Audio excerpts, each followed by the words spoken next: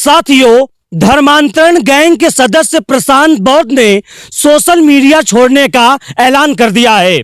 पिछले 5 सालों से यह हमारे साधु संतों के खिलाफ लगातार षड्यंत्र रच रहा था और हाल फिलहाल हाथ धोकर ये बागेश्वर धाम सरकार यानी कि पंडित धीरेन्द्र कृष्ण शास्त्री के पीछे पड़ा था।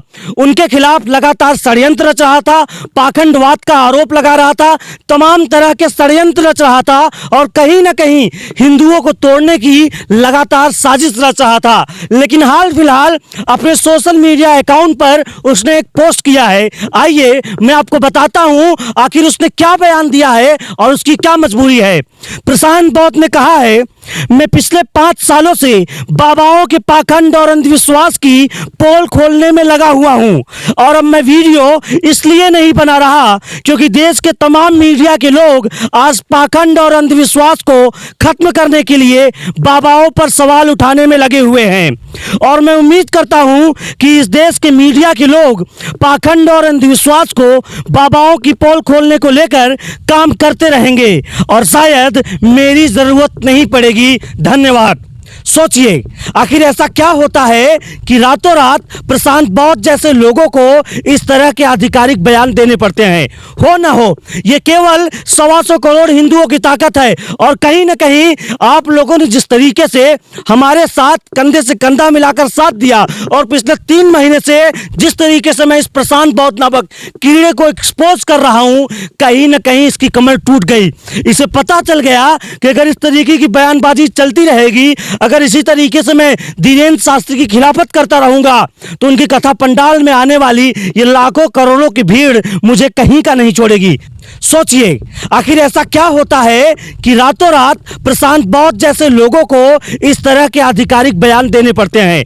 हो ना हो, ये केवल 125 करोड़ हिंदुओं की ताकत है और कहीं ना कहीं आप लोगों ने जिस तरीके से हमारे साथ कंधे से कंधा मिलाकर साथ दिया और पिछले 3 महीने से जिस तरीके से मैं इस प्रशांत बौद्ध नामक कीड़े को एक्सपोज कर रहा हूं, कहीं ना कहीं इसकी कमर टूट गई। इसे पता चल गया कि अगर इस तरीके की बयानबाजी चलती रहेगी, अगर इसी तरीके से मैं धीरेन्द्र शास्त्री की खिलाफत करता रहूंगा तो उनकी कथा पंडाल में आने वाली ये लाखों करोड़ों की भीड़ मुझे कहीं का नहीं छोड़ेगी। साथियों, रातों रात पीएफआई 5 सालों के लिए बैन की गई। सीधा सीधा मतलब है प्रशांत बौद्ध जैसे कुकुरमुत्तों को जो फंडिंग मिल रही थी हिंदुओं को तोड़ने के लिए, हिंदुओं को जात पात में बांटने के लिए, साधु संतों को टारगेट करने के लिए, दलितों को सॉफ्ट टारगेट बनाकर उनका धर्मांतरण करवाने के लिए, कहीं न कहीं वो सारी तथाकथित जितनी फंडिंग थी वो रुक गई और नौबत यह आ गई कि प्रशांत बौद्ध जैसे लोग आज सड़क पे आ गए। और सबसे बड़ी बात, जिस तरीके से आप लोगों ने इस कुकुरमुत्ते के खिलाफ आवाज उठाई, कहीं ना कहीं इसे सरकार का डर भी सताने लगा। इसे समझ आ गया कि अगर अब मैं वीडियो जिस तरीके से बागेश्वर धाम सरकार और साधु संतों के खिलाफ बनाता रहूंगा तो कहीं ना कहीं सरकार के हत्थे चढ़ जाऊंगा। जिस तरीके से उत्तर प्रदेश की राष्ट्रवादी सरकार इसके पीछे पड़ी थी, जिस तरीके से पूरे भारत की राष्ट्रवादी सरकार इसके पीछे पड़ी थी और इसका मोरल डाउन हुआ क्योंकि इसकी तथाकथित बातों में कुछ भी तर्क नहीं था, तर्कविहीन बातें करता था, केवल अलाप शराब बकता था।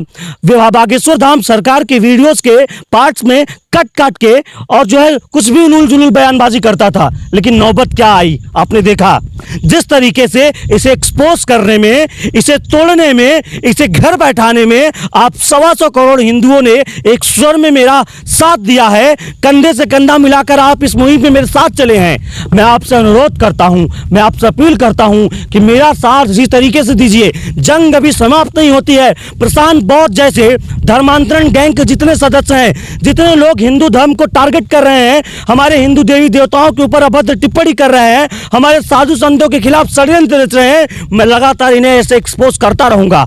और ये आप सोचिए, करोड़ों की फैन फॉलोइंग रखने वाले प्रशांत बौद्ध जैसे वामपंथी की हालत हुई है तो ये जितने छोटे मोटे कुकुरमुत्ते घूम रहे हैं, इन्हें जेल में भिजवाने का काम मैं करूंगा। बस आप मेरा साथ दीजिए।